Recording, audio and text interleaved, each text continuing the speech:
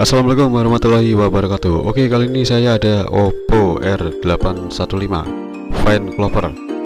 Dan ini seperti biasa ya, saya dapat dari rongsokan dan saya sudah cek. Ternyata touchscreen-nya error, guys. Jadi dia tidak respon ya. Padahal mulus, tidak retak atau gompal-gompal di pinggir tidak ada ya. Oke, ini saya nyalakan handphonenya dan saya coba kembali ya.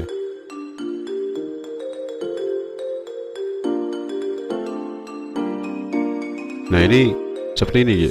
Jadi kadang-kadang mau, kadang-kadang enggak. Nah, ini enggak mau, guys. Nah,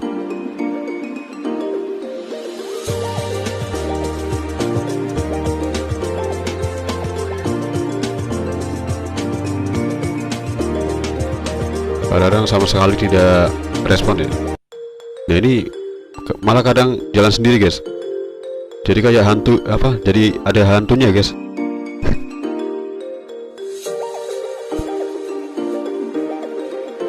Oke, saya akan matikan handphonenya ya. Nah, ini malah nggak bisa disentuh, guys. Jadi nggak bisa dimatiin ya. Nah, udah ya, saya buka baterai aja deh. Oke, lanjut saya buka baut-baut. Nah, ini baut tinggal satu, guys. Ya, maklumlah dari rongsokan ya, guys. Ya, padanya ya. Yang penting bisa buat tutorial.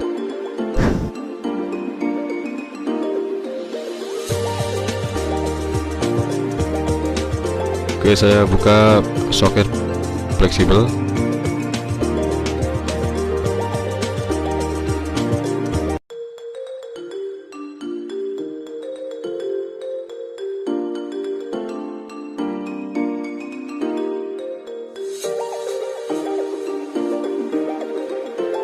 Nah, ini soket fleksibel pengecasan ya.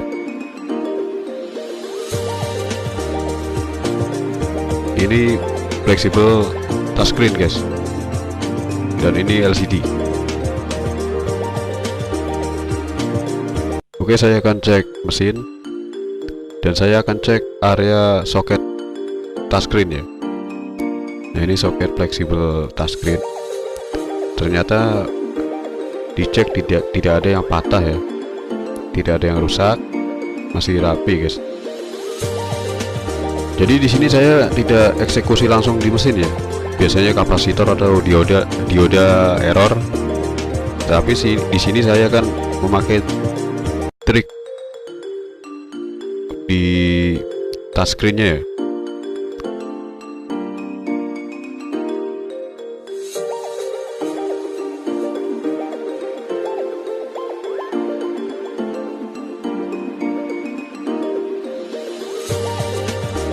Oke, saya pakai trik jarum ya untuk memudahkan mengangkat LCD, mengangkat touchscreen-nya ya. Ini seperti ini, guys. Jadi diganjel dulu pakai jarum.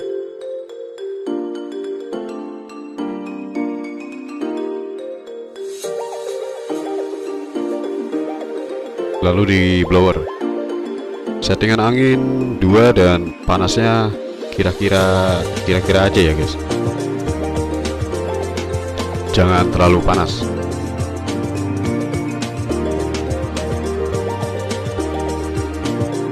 Oke, saya gunakan seng bekas baterai, guys. Ya, dia bentuknya tipis juga ya, jadi lebih enak.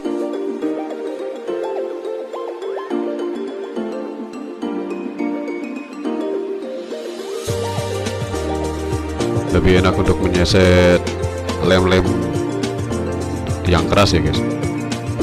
Tapi harus hati-hati ya, jangan sampai kena fleksibel.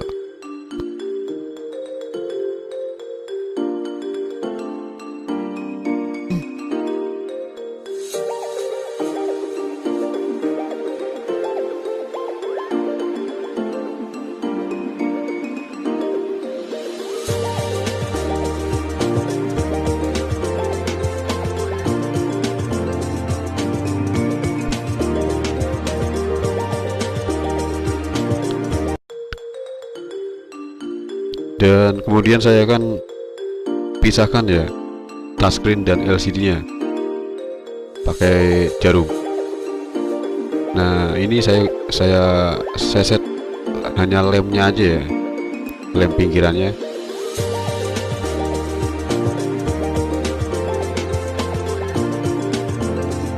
Jadi kalau pakai jarum tuh lebih gampang ya guys.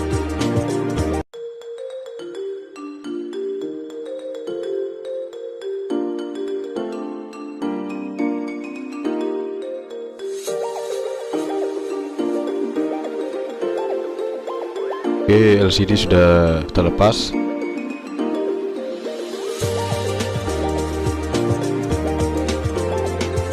Nah, di sini saya akan memakai trik pada touchscreen ya.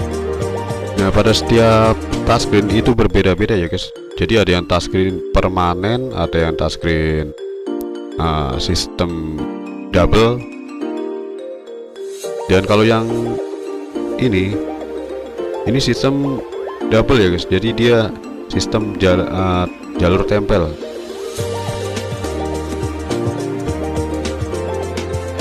Nah, ini saya akan coba perbesar biar kelihatan jalurnya. Nah, ini jalur-jalur touchscreennya ya guys, jadi terhubung ke fleksibel. Nah, ini yang membuat respon dan tidak responnya ya. Oke, saya akan panaskan dengan blower. Settingannya jangan terlalu panas ya.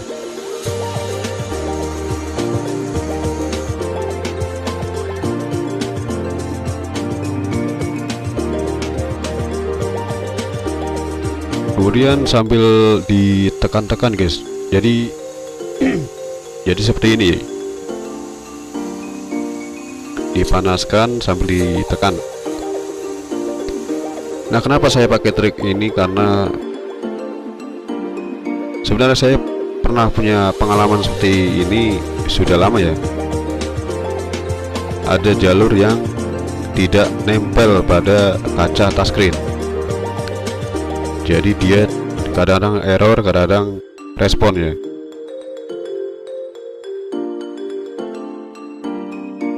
Nah, jika seperti ini, triknya hanya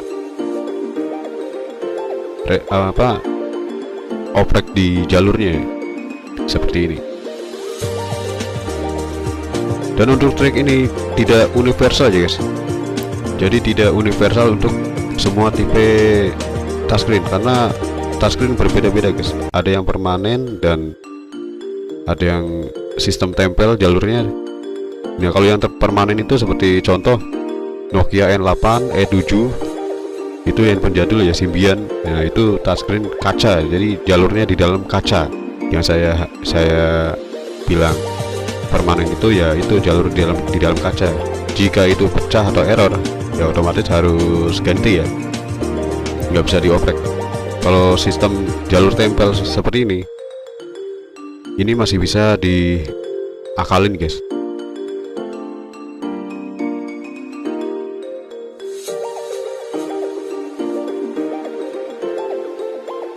Oke, saya akan pasang kembali dan rakit kembali ya handphone Oppo-nya.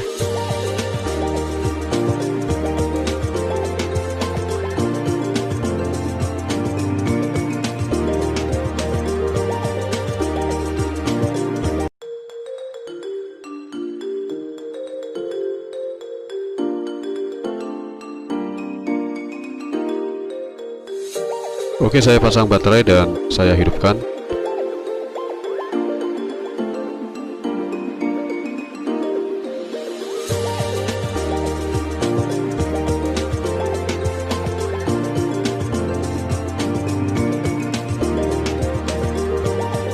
Dan saya tes. Nah, sukses guys. Jadi touchscreen kembali normal dan respon. Jadi untuk trik ini tidak universal ya. Trik ini hanya untuk touchscreen yang mengadopsi sistem jalur tempel. Oke, saya biasa ya guys. saya selalu mengoleksi baut-baut ya, karena baut itu sangat penting ya guys. Kalau dapat rongsokan gak ada bautnya ya saya ada stoknya, dicari yang sama dan tinggal dipasang.